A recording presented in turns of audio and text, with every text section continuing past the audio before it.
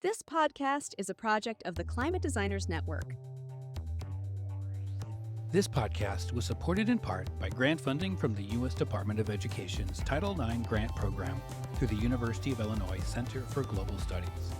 The content of this program does not necessarily represent the policy of the U.S. Department of Education, and you should not assume endorsement by the federal government.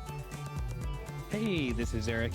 Welcome to Season 4 of Climify, where this season we want to help change the system. In this first series of 4 episodes, we're talking to people who are disrupting the status quo in their daily lives. The show format is a tad different this season. Each episode is broken into 3 segments. To begin, I'll be joined by one of our researchers on Climify to break down what we both heard in my interview with our guest and what you should listen for. Our second segment is, of course, our interview, which is always still hopeful with plenty of inspiration. I'm happy to introduce our producer this season, Cam Berkins. Cam is a second-year student in the Joint Library and Information Science and History degree programs at the University of Illinois at Urbana-Champaign. Cam has a BS in Civil Engineering from the University of Texas at Austin.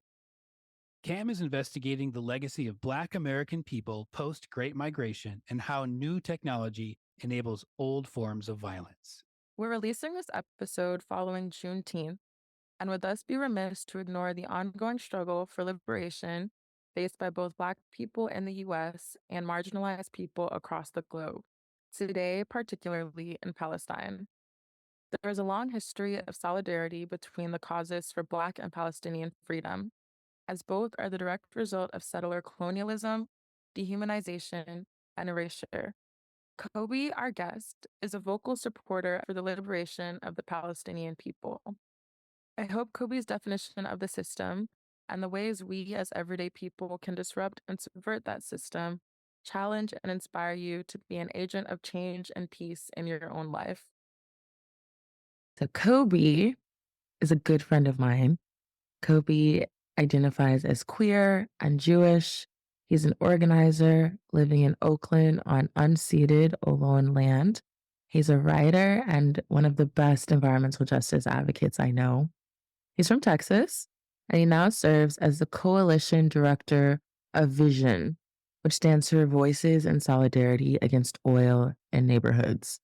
Vision is a group of frontline environmental justice, public health, and safety organizations that are working to end something that's called neighborhood drilling in California. He talked about this on the episode, and it was alarming to me to find out more about what was going on there. And I'm going to agree with you that he is a great organizer, and what he does in terms of changing the system, very inspirational. I think you guys are going to learn a ton.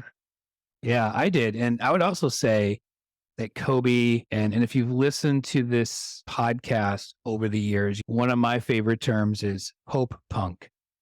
And every fight is worth it. And I think Kobi's a hope punk dude. He's always going for it, no matter what the odds. And the odds are stacked against him, right? They're stacked against all of us when it comes to climate justice. But he keeps going, right? He's very hope punk. Have you heard that term before, Cam? I've never heard that term before, Eric. Today, you've heard that term. So Today, I've heard that term. This podcast is all about education and action. So I want you to be hope punk like Kobi. Absolutely. I don't know. We'll have to tell him before this episode airs that we called him hope punk. You know what? He's also a systems thinker. I teach systems thinking in my design classes. I practice it in my work. Kobi's great at zooming in to the details, but you know what? He can see the big picture, and he can see how everything is connected. And I think throughout the interview today, you'll see how that's true. Definitely. Cam, what were your big takeaways from this conversation that you think the listeners here should focus their attention on? Definitely. So I think that Kobi's explanation of what a system is, which is very astute. Yeah. He didn't talk about what I expected, which is to say our urban built environment or our sort of political environment or even commercial environment. He talked very sort of abstractly, but concretely about a system being the way that we choose to meet our needs, the way that we Hmm. choose to organize ourselves, and how we decide whose needs get met and whose don't.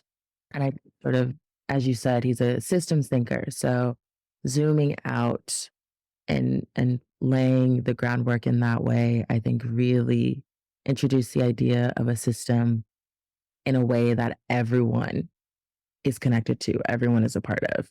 Yeah. Yeah. And I also appreciated his commitment to what he's doing. And I think that's going to be completely evident when you listen to our discussion. He's hopeful, motivated, and personally, I really loved how he defined success in the climate justice movement. So definitely pay attention to that. That was something that was very hopeful for me. One of the other things, we've talked about this offline, in that you'll hear a lot of other topics that Kobe brings up in our discussion, from universal health care, police militarization, the war on Gaza, killing of our forest protectors, our upcoming election here in the United States. And when he was talking about or introducing these topics throughout our conversation, I felt some journalistic malpractice in that I didn't go deeper into them. But I think if I did, right, it would have been a 10-hour podcast. And the point of having Kobe on needed to be illuminated for you. And it wouldn't have been, I think, if I started to go down these other rabbit holes. I agree. I mean, he opened up so many different worlds, right? So like you said, could have been a 10-hour podcast. So many avenues for exploration. And we're Uh, really happy to at least have introduced you to the idea that all of these wormholes exist. Yeah, yeah, for sure. And I guess if you're living in California and listening to this, the other thing to listen to is you need to be very thankful for Kobe if you are living in California, because he's definitely helping with the environment there, and your own personal health. Absolutely. Without further ado, y'all, Kobe Naseck. Kobe, welcome to Climify. It's a pleasure to have you here and for us to get together and talk again. Yeah, thanks for including me in the podcast. We're really looking forward to it. The theme of this fourth season of Climify is to change the system. And so, what does this system mean to you? Yeah, that's a good place to start. So I think this idea of the system, the capital system, is how we describe the way our society is organized. So it's the way that we have put together our housing, our commerce, our healthcare, our utilities, the way that we've chosen as a people to meet our needs. And the reality is that that dominant system, which is an extractive one that's focused on socialized capitalism, not meeting everyone's needs, but it's also killing us and bringing us to our demise. And so when we think about the system, it's really just kind of how we have put together things that we call society, and questioning who are the people who were in charge of putting those together, and putting that together, determining whose needs get met and whose needs maybe don't get met. So, what for you? When did this definition of the system start to gel for you? Was it when you were a lot younger, in college, or someplace else? I think I would say even currently today, as I spend more time learning from people who have been in movement work before me, I'm unfolding more and more layers of what we identify as the system. I would say that my first kind of exposure to quote unquote the system was probably in a healthcare setting. Mm. just understanding the impact that not having affordable and honestly free access to healthcare, which is a human right, affected me personally and also my family growing up. Yeah, was that particular moment, would you say that was a turning point for you, or was this another series of multiple turning points? I wouldn't say it was a specific turning point, but it's sort of just like piled on more evidence pointing towards like, surely there must be a better way. Yeah. Surely there must be a better future. It doesn't necessarily have to be this way. Mhm. So if I ruminate it on a while, perhaps I can point to one particular episode or experience that I had that really made me confront this. But I think that that actually probably isn't the case for most people. It happens over time with a gradual understanding of the many organized governmental forces that are working against you. Mhm. And so I'd encourage people to not have to think if there was like one big moment, but just things that keep you up at night. Those are the chronic things that it's just the chronic way that the system manifests in our lives. Yeah. Yeah, I would agree with you, especially in my case, thinking back on it as I read this question to you.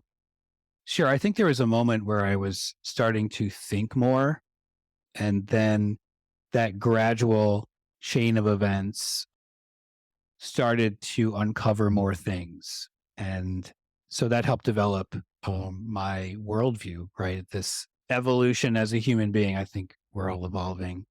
And it seems like from your work history and what you're doing now, it evolved into, would you say, environmental justice work? Yeah. I think that's a fair characterization. So you started that in the fall of 2018. And looking back at your resume, you was at the Green Corps. I had not heard of that before, but it's a year-long program that trains environmental organizers and puts them in campaigns for different communities. And so one of your first projects was actually with a clean water campaign here in the Midwest where I am. I'm in Illinois. However, you left the project, and I'm interested to know why you left the project and to talk more about that whole part of your life. Yeah, we can get into it. So I was assigned to Indianapolis. That was sort of my post for I think what would have been like the first semester of this program, which is kind of built itself as like a organizing boot camp for recent grads from college. Although there are a couple, there was someone in my cohort who was a couple years out of school who was just really looking to get involved. And Mhm. yeah, I graduated from school and thought about what it was I really actually wanted to do and the things that I enjoyed doing, which was talking to people and asking questions. And so I saw this program and I joined. I was accepted. I went through training and it was a really, I think, formative experience for me, understanding how a lot of the nonprofit world's shortcomings actually manifest with on the ground organizing. And I think there are people at the program worked for, and I was not one of those people. It requires, I don't know, 60, 70 hours of scheduled work a week. It was really intense. And 60 or it 70. made, yeah, yeah. And the pay, I will tell you, does not reflect No, I'm those sure. hours at all. And the work I was doing was not exactly what I had signed up for. I'd signed up to do organizing, deep organizing work. I thought I was going to do community building organizing work. And it turns out I was actually spending most of my days petitioning people at farmers markets, trying to get signatures, trying to get phone numbers. And it was really a top down approach to making change and organizing. I grew up in Texas all my life. All of a sudden, I was in Indianapolis, had a week to find myself housing, and then had to just start getting those numbers. They didn't help you with housing? There was a housing option provided for me, but because of my cat allergy, I couldn't stay there. So no, Cats I are did not get help wonderful. with. I know it's one of the the challenges of being me. But yeah, I would say I did not get significant housing help, which was also why I left the program, because it just simply was not sustainable. No. And in my year, I think there are 4 or 5 people out of the 11 of us who ended up not sticking through the whole year. And yeah, I would say it was really top down approach where I all of a sudden was in coalition spaces, people who had been in deep relation and trying to help people in Indianapolis and do environmental advocacy work in Indianapolis for years. And I showed up and essentially was just like, I need you to come to my event next week. And everyone was like, well, who are you? Right. And just like asking questions to uncover the system. It's all about asking questions. And I just was asking myself, what am I doing here? Why am I here? Why am I not choosing what I think felt more natural to me, Yeah. which was relational organizing and making connections to the community, being deeply in struggle and community with people who have already been doing the work. And there's a lot of, I think, that kind of tension in some nonprofit campaign work that happens. And especially we see it in electoral organizing, where it's just like all of a sudden in the couple months before an election, people are knocking on your door saying, if you vote for this person, then your life's going to change. And meanwhile, that person's just saying, well, where were you 3 years ago when I needed help keeping the lights on? Where were you when I was hungry last year because I got laid off? Mm-hmm. So yeah, that's a little bit more of a summary of my time in Indianapolis. I will say though, I did end up making a lot of wonderful relationships with people when I was there. And it was a really, I guess, scrappy introduction to movement work. So in that particular role, I was told that you had a disagreement about how the organization was run around not following the Hermes principles. I pronounced that right? Yes. Yeah. Can you talk more about what those are? Yes. Yeah. Happy to.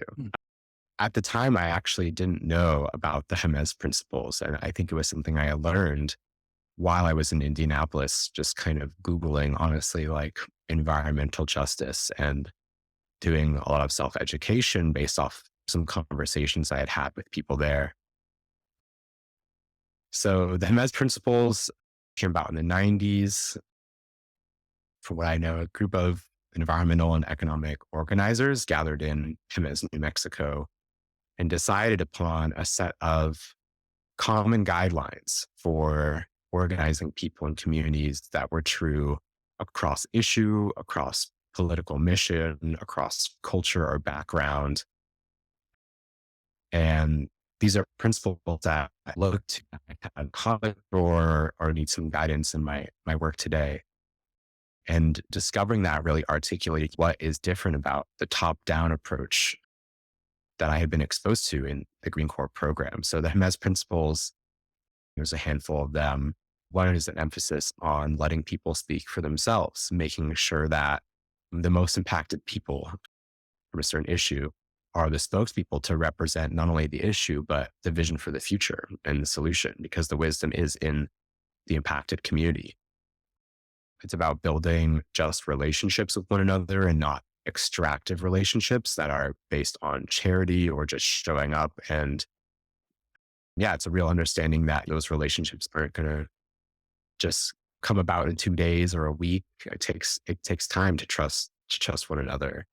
And other kind of solidarity principles about how even if I'm staffed on an environmental justice campaign, it doesn't mean I'm not also going to make the connections to economic justice and show up for labor organizations, for example.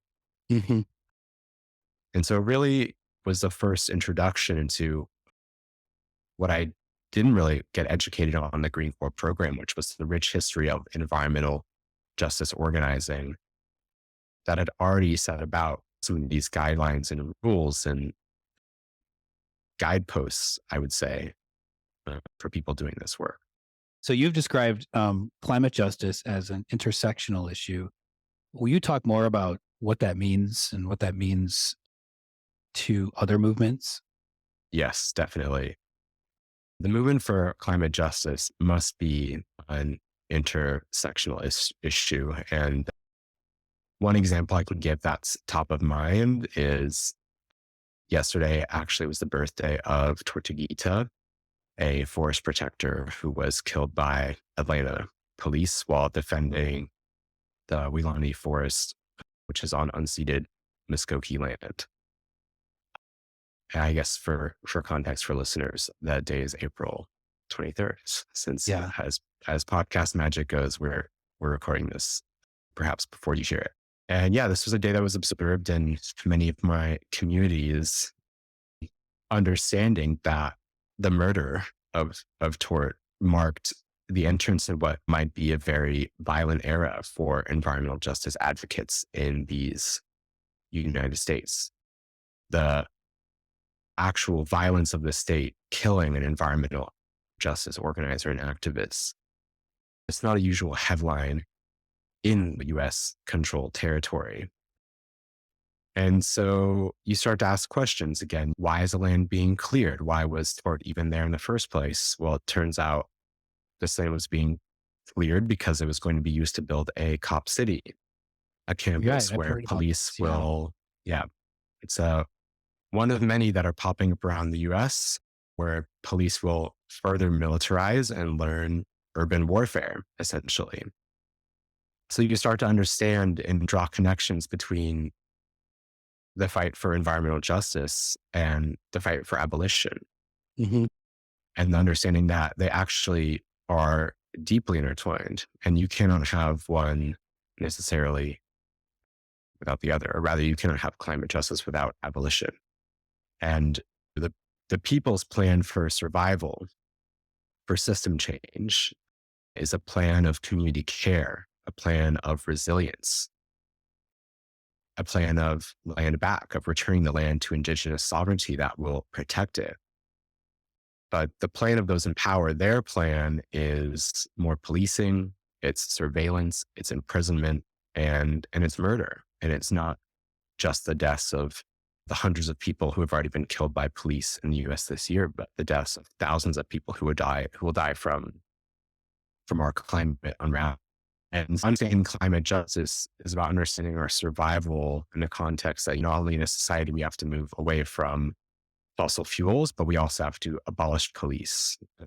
And to take that intersectional lens and zoom out even more, that means a further end to global militarism and endless wars, which themselves are extremely toxic and polluting. Even just a quick glance at the emissions and carbon created in the Israeli settler state's attack on Gaza will reveal that climate justice and survival also means the end of war and, again, indigenous sovereignty, in this case of Palestinian people. And so we started to see how all of these things are connected. And it's extremely important, especially when, for example, being involved in a local campaign or a statewide campaign, to make those connections very clear, not just amongst organizers and people participating in change making, but for the greater public too, to continue educating everyone on how these systems interlock to oppress and to kill us. This is all very overwhelming when you think about it in terms of how can one person, if you're thinking like me, sitting here in my home saying, gosh, I want all these things to improve, to be better. How do you personally synthesize all of that and find a path forward to take action in climate justice? Yeah. I won't mince words. It's extremely sobering what we're up against. It's extremely challenging, and it can make you feel very, very small. But I really believe the solution is community. I found that to be very true for myself.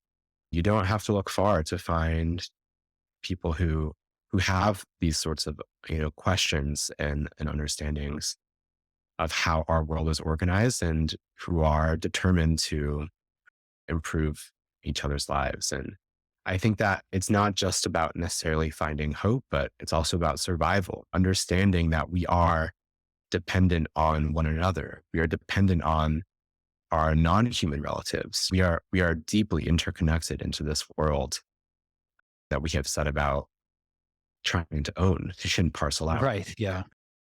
And so I think that is the first place to start. You don't have to wait until the fire comes to your doorstep necessarily. Yeah. It's almost too late at in that point, right? taking action. I don't think it's ever really too late. I do want to say that. I That's really some hope think, right there that we need, right? That it's never too late. it isn't. It isn't, because there is so much still that we can save, and there are so many people who we can save. Yeah. And you talked then just a few moments ago about community, and I'm assuming you're going to find that more locally, especially that tighter bond because you're in person. And as a community organizer yourself, you've been involved in a lot of statewide, you've balanced frontline campaigns, local actions. In terms of all of that, what do you think makes the most difference? Or is it the combination of these overlapping campaigns? That's a really great question. It's one I think that organizers have been wrestling with for a while. I think the question sort of is, we've identified the need for system change. So how do we go about doing that? Is it about being headstrong and having 500,000 people, 1 million people on a grand level unite and take action, or does it happen locally? And I would say both. And I think actually you need both. And again, I think the key is connecting what's happening on a micro level locally. For oil and gas extraction has been permitted next to an elementary school in California, with what's happening at a statewide Wait, really? level. Is that actually Department happening? Oh yes. Yeah. Oh, Unfortunately. That's actually the campaign that I work on, is to make it illegal to extract oil and gas near places like homes or schools, hospitals, prisons, and other detention centers in California, since there's no current enforced setback or buffer zone distance between extraction sites and all of those places that are important to us. So it's about connecting what happens on the extremely local level with the broader pattern of extraction that happens in California statewide and then globally. Have you been able to get some wins in that area? Because I sure hope so. Yes. Yeah, definitely we have. And Good. we could talk about maybe some lighter topics now, which is Yeah, well, that's really just that- exciting. Yeah, but that just defies common sense to me of why anyone would, next to children, right, try to extract oil right next to their school. Yeah. I think we're at a place right now where attitudes, at least among many people in the United States toward oil and gas, have reached what I would call maybe sort of like a lead paint point, or a seatbelts in cars point, where, it's like we understand the health harms actually very clearly of what oil and gas extraction entails. And so now it's just all about having enough political will to regulate it and to make that change.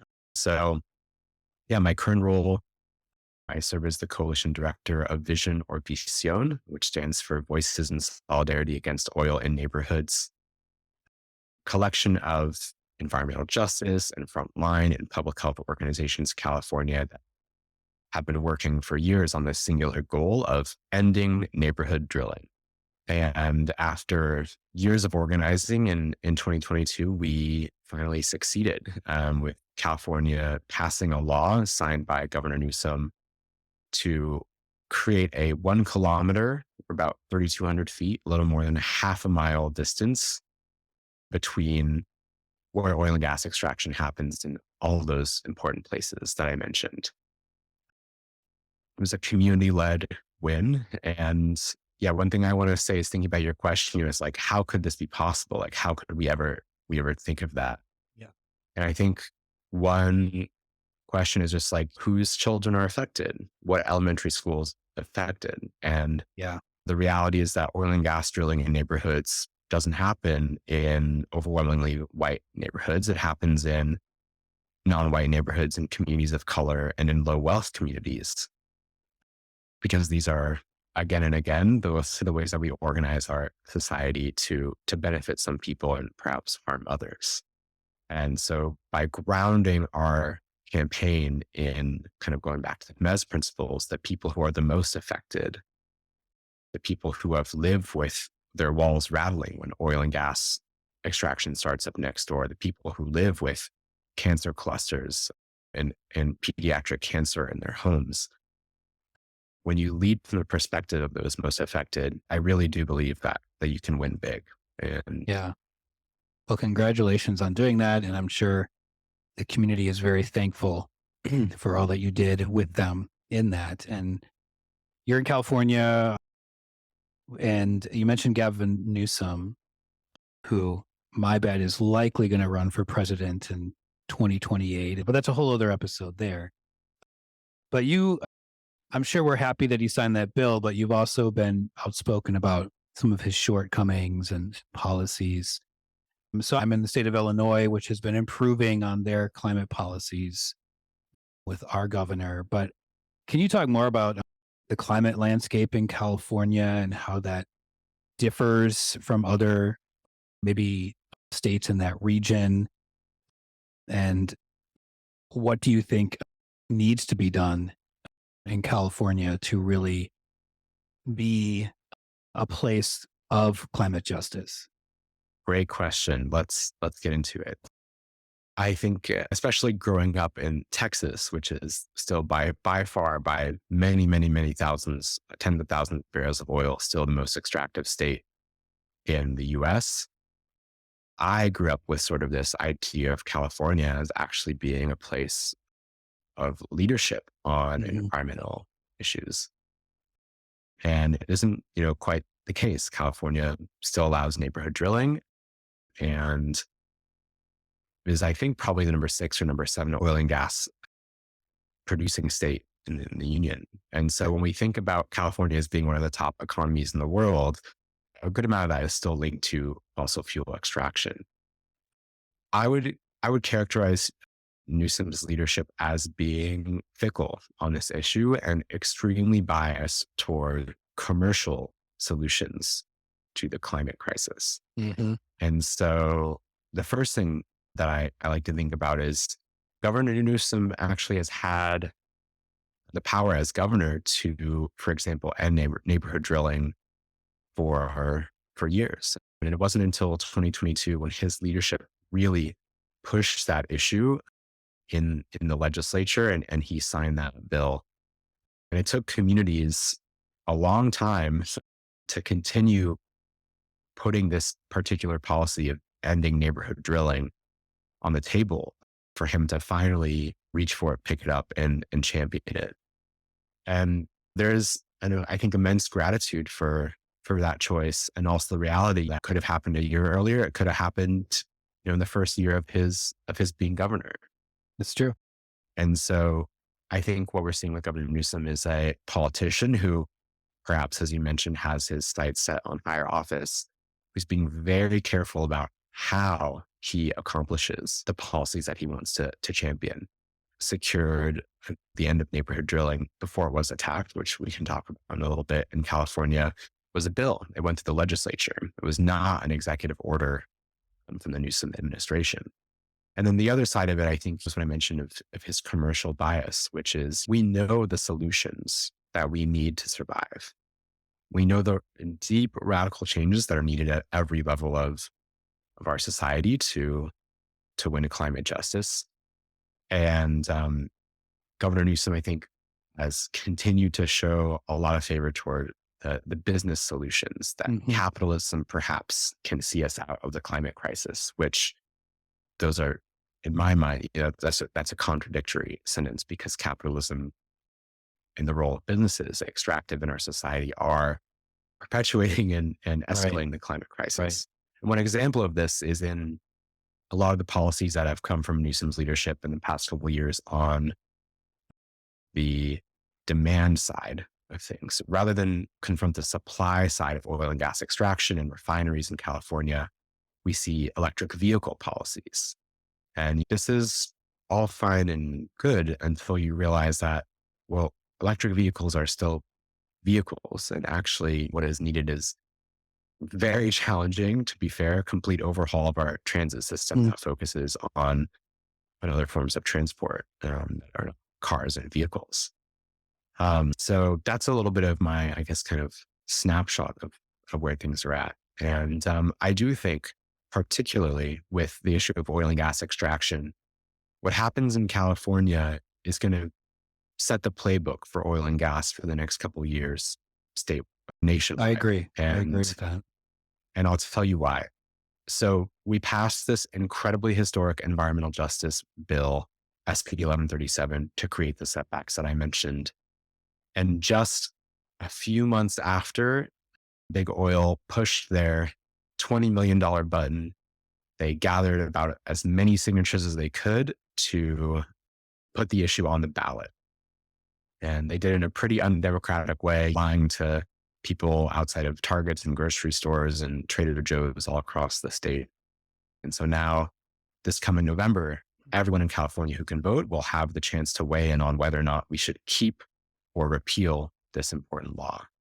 So it actually hasn't even gone into effect. Signed in 2022, supposed to start January 1st, 2023. And here we are facing what might actually not be enforcement of this law until hopefully it wins the ballot and starts January 1st, 2025. So it's a pretty effective delay tactic. It is. Wielded by the extremely muddied interest of Big Oil.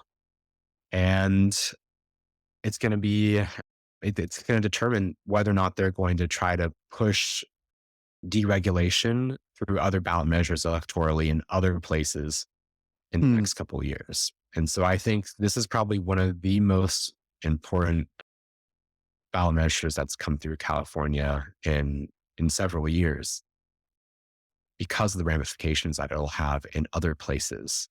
If Big Oil knows that they can just essentially buy the policies they want, or in this case, buy themselves out of the policies that they don't want, they're going to do that again and again and again. I try to keep up on news, but this is the first time I've heard of that. And so I'm curious about like the pulse of California on that particular ballot measure. I'd say right now, the pulse is beating a little bit in our favor. People know that oil and gas is harmful. Living next to oil and gas is toxic. And education on this issue really makes a huge difference. It'll remain to be seen whether or not the Big Oil can espouse all of their many myths about why oil in California is better from oil in other places, to convince people to vote against their own interest, really. Yeah. And so there's a community plan to win, as always. We're grounded in our people power.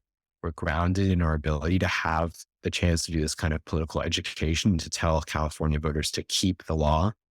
And we're going up against the big money. And I feel optimistic right now. Good. Yeah. Good. That makes me feel optimistic too. You're optimistic about the California budget measure. So I'm curious how optimistic you are about, based on all you do in community organizing around the Green New Deal as a next step from the Inflation Reduction Act, for example. Great question. I'm going to say, one of my convictions, which is really just that electoral politics is not going to save us, and it's not going to be the key to our survival, regardless, win or lose. So the progressive, the true handful of progressive advocates that we have in our government, win or lose this fall, regardless of their ability to pass a law or pass a portion of the Green New Deal that has to do with retrofitting schools for climate resilience, regardless of these grand community power was us through. And so I measure my success and optimism based off of the number of people around me who are dedicated to one another in struggle for liberation, and a little bit less so on the activity of the lawmakers and the change makers, who Yeah. are definitely necessary and have a great role to play. But that's personally how I measure my optimism and success. Would you describe it more like community success happens and then the politician gets in front of it and champions it? That happens sometimes. And I think so much of the current climate movement is about shifting what we imagine as being possible. Mhm. And the Green New Deal is one vision of what is possible. It's a vision for our government taking action on a large scale on transit and housing and healthcare and all of these things to protect us from the climate crisis. And it really was because communities pushed for that idea, which then kind of manifested in our lawmaking environment as the Green New Deal, that it came about. And sometimes we have people who wait until it looks like it can succeed to Right. join the bandwagon. And then there are sometimes others who are at the vanguard and leading from the very beginning. We'll be back after this message. Do you want to design a better business, better life, and better world? Yeah? Well, great. Then you'll love Brands for a Better World, the podcast bringing you the stories behind the people and products building a more just, healthy, and regenerative future for us all. Tune in weekly, and together we'll learn about why these products and brands were created, how they're helping fix broken systems, and what you can do to support them. My hope is that you'll discover new brands to love and get some sparks of inspiration that will help you build your impact business or live your best life. Just search Brands for a Better World in your favorite podcast app and hit that follow button.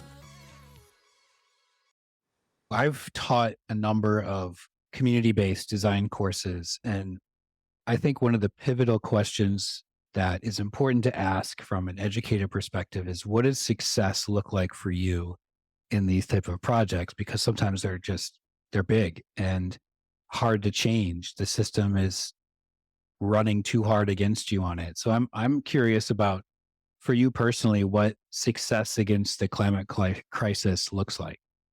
Yeah. The system isn't running too hard against me. Good. Success is our survival. Mhm. And is the survival of the many and not the few, kind of in a broadly speaking. Kind of, I guess, on a less broad view, or zooming in a little bit, as they say, success is anytime we can elevate the stories of those who are the most impacted and challenge, even if it doesn't mean winning, but challenge the idea of those in power, the ideas of those in power, and challenge the premise on why they are in power. That is success. The bill that was passed in 2022 was actually the third iteration at trying to win. The first bill we ran back in 2020 was completely different. It didn't even have a set distance to create that buffer zone in California, which now is 3,200 feet. It just said that we will make one. The second time we tried it, the distance was set at 2,500 feet, which is a half mile. And then the third time we expanded it and it became 3,200 feet, 1 kilometer. And really what I learned is, wow, even people in our movement and certainly our opponents viewed those first two attempts at getting this bill passed as losses. They weren't, because every time we lost, we actually built our base more. We went a little bit more, and we were able to demand more. And so when we did win, we won much more than we would have the first time around. And so anytime you're really challenging, people in power and the premise of why they're in power, that's a success. And I'm seeing that today also. This past 2 weeks has seen the rise of encampments across campuses. Yeah.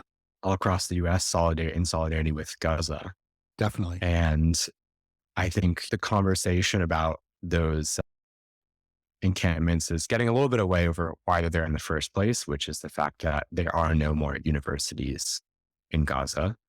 They have been bombed and destroyed, and their students and teachers have been killed.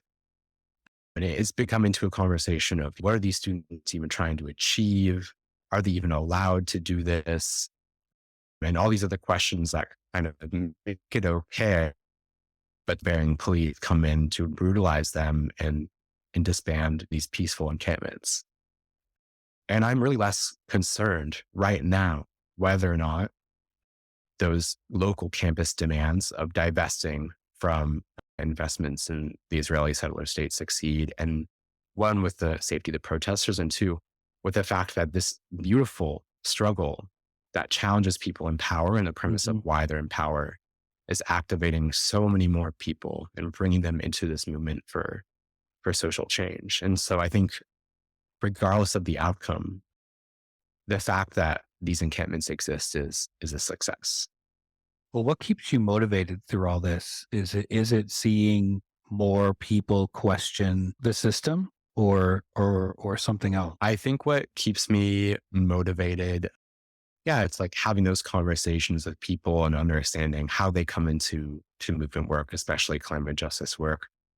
And really it's when we can make those connections. Organizing in a statewide campaign environment, it's really special to be able to hear a story from someone who lives in a smaller town in California, for example, Delano, about an hour north of Bakersfield, where oil and gas extraction drives the economy, with, a family in South LA, 100-mile difference at least. Yeah. People who don't have familial connection to each other, but because of their common experience, they build bonds together. And also, I'm really just motivated by song, just to keep it real. Do you have like a go-to album or a song? I think like song in the context of movement work. And Got it. A chant for me is kind of hard to maintain. My voice will get even hoarser. But a song is something that's really emotional. It draws people in. And I'm also motivated just by those opportunities to be with other people and sing from all of the different places we come from, identities that we have, geographies that we have, united in a common struggle and in song. Well, what advice do you have to anyone really hoping to disrupt a system of oppression and climate injustice in their own lives or communities? I would say my first advice is get a buddy. You're not in this alone. You might think perhaps that you are, but I promise you, you're not going to have to go it alone. And second, to not wait. I don't think you have to wait for somebody like me who is employed at a nonprofit to email you back or text you back. I don't think you have to wait for an organization to call home. Really autonomous entities, autonomous groups of people that maybe aren't designed to last, just to be there for 6 months for something really important. That's my advice. Is find the other people and find people who also don't want to wait. Yeah. Please don't feel that just because I have a job where I send a lot of emails, that email or Google Docs is going to free us. No, because it's not. Well, it brings up another question connected to that, which was, and I hear this even from myself sometimes of, I want to get involved. This is wrong. I need to do something. I've heard from many students that, hey, we're not that extroverted. We don't want to be in a protest, this type of thing. What other very crafty, intelligent ways can someone get involved in fighting this climate injustice without maybe having to get arrested? Totally.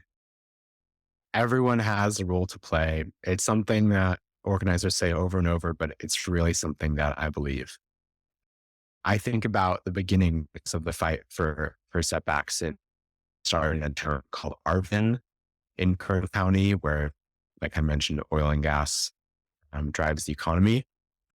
And they decided that they had enough and they wanted to pass a local ordinance. I think the Arvin ordinance in was 2016. I think it was 50 feet.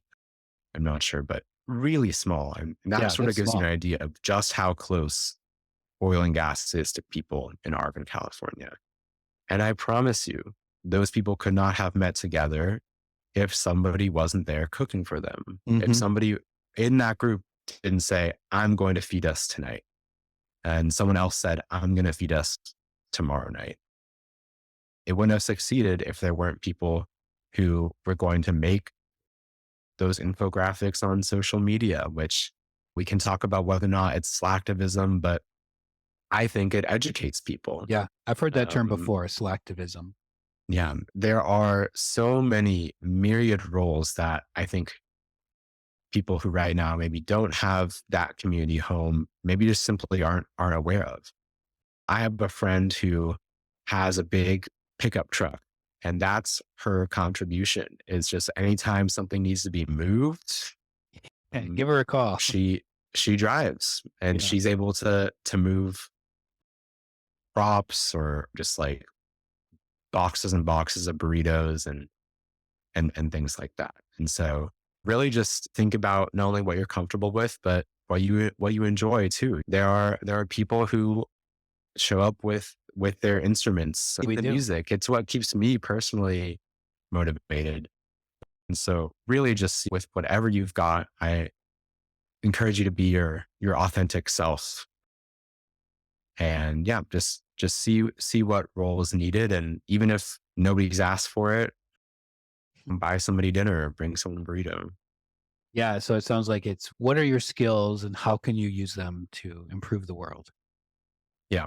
And I don't think you got to sit down with a piece of paper and really have, I mean, if you love to process things in writing, go for it. But Right. yeah, just think about like, what do you want to do tomorrow? If you don't want to risk arrest, maybe you want to be there for the person who did. Maybe you want to True. be there with a blanket and a water bottle when they're released, and just be there and comfort them and help them charge their phone. Yeah, that's great advice.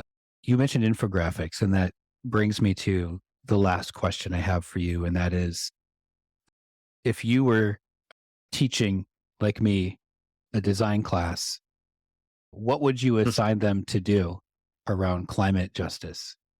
Yeah, I've got one at the ready. One challenge, something that's always challenging, is to render in visual form the world that we want to live in and the world that we want to see. And at the risk of giving your students a assignment, yeah, just thinking about how can we, using those emotional design elements that I'm sure you go over in your class, not just talk about what's wrong, but talk about what we want to see. And Right. it's hard because if you, for example, paint a picture, create a picture of a public park without an oil and gas well, you don't even bat an eye. It's Right, only when the of course. well is there that you identify that something needs to change. And yeah, so depicting the everyday world without fossil fuels, not just the high speed trains that I hope we get that lower emissions and transport people, but kind of the everyday reality of what we're freed from when we don't have Yeah. fossil fuels limiting our lives. Yeah, that's a beautiful assignment. There's a former guest of the program, Katie Patrick, and I've been following her on social media. She's really big there, and she was doing something similar with elementary school kids. And there you go in terms of like pure creativity, right? Unbridled creativity as a young child, and to see the type of worlds that they're imagining is pretty phenomenal. And she told me that one theme that seems to come up a lot is that they want gondolas in their world. Ooh. Are the future of climate justice, apparently. Yeah, that would be exciting. I'm sure everyone could do with a gondola ride more often. Although I think in some places it just may be a little too flat to Right. Here in Illinois, it would be. do that. Yeah. Yeah, we shouldn't ignore the way children depict the world. And Agree. another example that comes to mind is the kids in the Central Valley in California, the same kids that have asthma and nosebleeds from living near oil and gas. When they draw the sky, they don't go for the blue crayon. They go for the gray one because No. the Central Valley, because of oil and gas extraction and just the geography of the valley, that smog is so prevalent. And yeah, I really like this idea of looking to children to all that might be possible, and also just to reflect very honestly the world that we live in now. Yeah.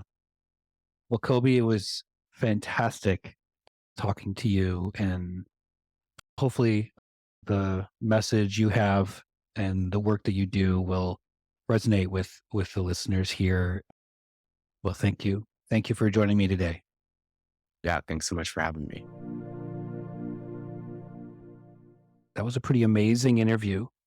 And we're here in a section that we developed for this season that unpacks what we heard in the interview, what we learned, and discuss it together to create climate calls to action for the design community and anyone listening to this episode. Cam, welcome back. And I truly enjoyed meeting your friend Kobi and hearing about his journey, hearing about what he's doing at his job to make the world a better place. I'm truly so happy that he was able to come on the podcast. I mean, I learned so much listening to it, and I already know him. So Thank you can't- for recommending him. oh man, absolutely. Absolutely. So you said you learned a whole bunch of new stuff from listening to him.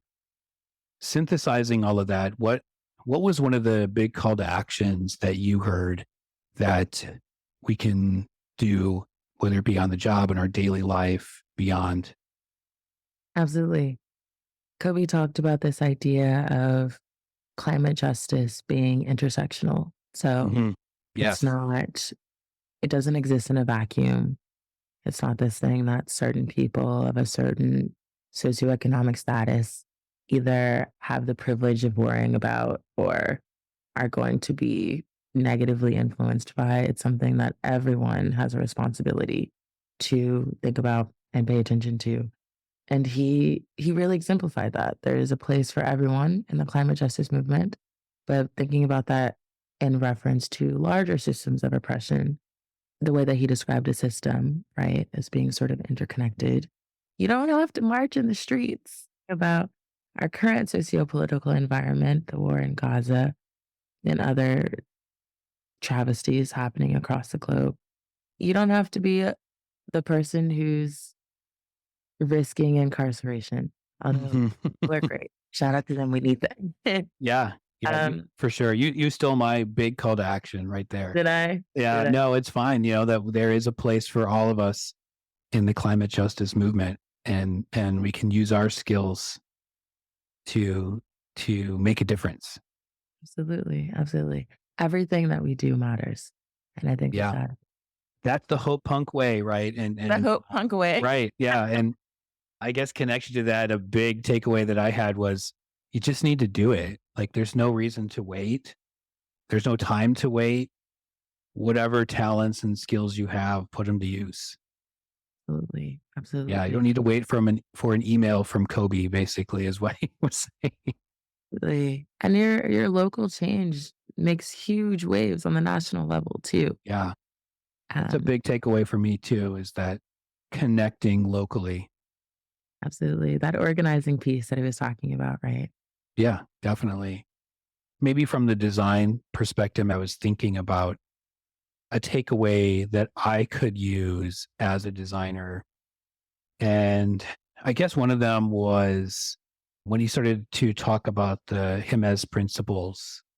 I was thinking about that from a teaching perspective. How could we use these principles in our classroom or just simply our workplace, right? To build a stronger community, to build trust and equity. I really loved that. And I think that is important because, as he said, the solution to a lot of our problem is community, togetherness, right? And to me, this connects to a lot of the co-design principles that a lot of us use as designers to design with community, right? We need to build that trust. We need to build that justice and include that community in the process. And I just feel like that unity, although tough to achieve, yeah, I think that is the way forward. Absolutely, Eric. I totally agree. And I've been saying this over and over, but truly everyone has a part to play when it Truly. comes to climate action and justice. And I really appreciate Kobe for making that so clear from an organizational level, from a local level, just really, really exemplifying what that change can look like.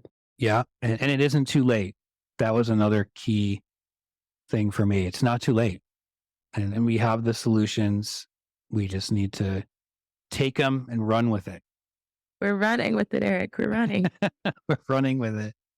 Yeah. And gosh, I guess if you are in California listening to this and voting in November 2024, right? There's a SP 1137 bill. You need to vote to keep that anti-drilling law. That's another call to action. Huge call to action, y'all. Call to action. That could change, as he said, the national landscape Absolutely. on the future of our planet. Definitely. Yep. SP 1137, November 2024. If you would like more knowledge about the topics discussed by our guest today, you can check out these past episodes from our Climate family. Anika Goss, Season 3, Episode 3, Sage Lanier, Season 3, Episode 10. Thanks for listening. And we want to hear from you. What did you take away from this discussion? We also want to know how you are changing the system. Email us at climatifypodcast@gmail.com or connect with us on Instagram at climatifypodcast. We would love to read your inspirational stories on the show in upcoming episodes. This program is produced by Cam Birkins with writing and research by Abigail Zook, Jackie Himmel, and Bhavna Bhavani Shankar. Designed by Adam Java. Sound engineering and editing by me, Eric Benson. A special thanks to Mark O'Brien at the Climate Designers and Tink Media for their sage advice to make this season even better than the last. You can find design prompts and more information on all our guests this season at climatedesigners.org/edu/Climify and on Instagram and LinkedIn at Climify Podcast. If you enjoy the work we all do here and you have a spare minute or two, we would truly appreciate it if you left a rating and review over at Apple Podcasts. The more folks reviewing our program, the higher the algorithm pushes us up in the search results. And in turn, the more likely we all could learn how to become climate designers. Next week on Climify, Halima Sadia. Halima is a senior designer at Catapult Design, and she's gotten her MFA in Design for Sustainability from the Savannah College of Art and Design. Recently, she has been nominated one of the honorees for the Green Biz 30 Under 30. Right. So we know marginalized communities are already the most heavily impacted by the climate crisis, right? Yeah. And by including their voices in reimagining a just and equitable future, we are making a difference. I think that's what we think of as our contribution to this. We designing existing systems with kind of like the longer term in mind to see how design can be used as a tool to facilitate equity so that all involved and affected can weigh in and like build their new system in a way that works for them, that is sustainable, it's rooted in place, it's resilient. I think that for me is how we kind of respond to the climate crisis by reimagining what a sustainable future can look like. Hey, we noticed there was a couple mistakes made in the recording of the interview with Kobi that should be corrected. The first was right in the beginning, where we announced where Kobi lived, and we mispronounced the tribal land that he was living on. The correct pronunciation would be Ohlone. And in addition, later on in the interview, there was discussion about how far they were allowed to drill from homes in California. During the interview, Kobi said it was 50 feet, and it should have been 300 feet. So please excuse our mistakes, and thank you for the opportunity to correct them. It was wonderful again talking with Kobi, and we look forward to the next episode of Climify.